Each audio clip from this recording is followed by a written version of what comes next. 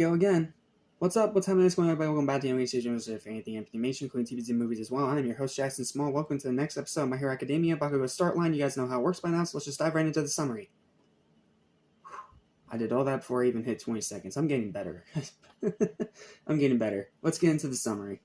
The exercise between teams A and D has been completed, and All Might declares Midoriya and Uraraka as the winners. Bakugou becomes distraught over the fact that he lost to Midoriya, starting to hyperventilate at the thought of possibly losing again.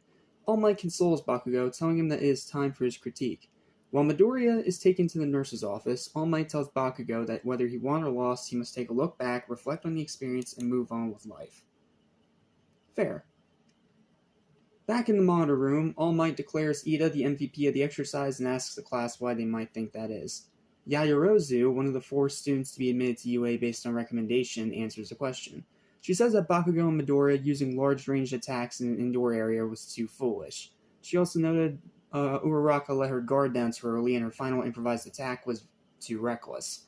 Despite losing, Yaoyorozu explains that Ida was the best for adapting to the situation and respecting the spirit of the exercise. All Might is extremely impressed with her answer and moves on to the next matchup between Teams B and Team I, which are Ojiro and Hagakure. Hope I'm pronouncing that right. I'm sorry. I'm an uncultured idiot, so apologies if some of my pronunciations are off. Make up the villain team. They enter the building and gather around the payload on the 4th floor. Toru removes her clothes completely to maximize the effectiveness of her invisibility quirk. The hero team, Todoroki and Shoji, enter the building minutes later. Mizo uses his quirk to discover Team I's location and informs teammate. Todoroki instructs Mizo to exit the building for his own safety, and proceeds to use his own quirk to completely freeze the building and his opponents almost instantly. Masharao and Toru's bare feet are stuck to the ground, giving Todoroki an easy opening to touch the payload and secure the victory. Yeah, in other words, Todoroki's a little OP. All Might praises Todoroki for his technique, Bakugou and the class watching all of his incredible quirk. Once all exercises are concluded, All Might praises his class for their efforts and sends them back to their homeroom class. He narrowly escapes from the class before reverting back to his normal form.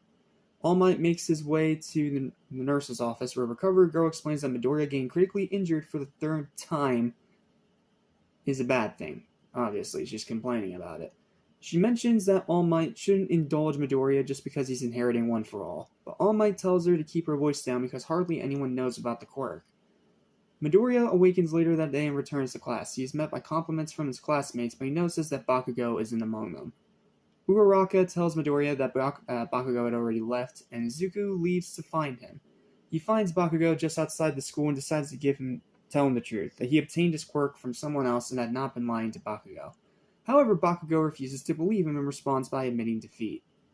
Bakugou's pride has clearly been damaged. He begins to cry while he explains that Shoto's powers, as well as Momo's critique, had made him realize he still has work to do. Before storming off, he warns Midoriya that he's just getting started and will not lose again. All Might arrives to console Bakugou again, but Bakugou refuses him and promises to surpass the #1 hero without his help. Somewhere unknown, a mysterious person reads a newspaper about All Might becoming a teacher. He poses the question of what would happen if the symbol of peace got snuffed out by the villains. Setting up for what's going to happen later on in the season. So, yeah. That's pretty much the episode. It's kind of an epilogue to the whole Deku versus Kacchan battle, and that's pretty much it. But there's still some funny moments. I still like the moment between Bakugou and Midoriya at the end. And Bakugou, he starts becoming less of a self-centered asshole and becoming more of a conflicted anti-hero character.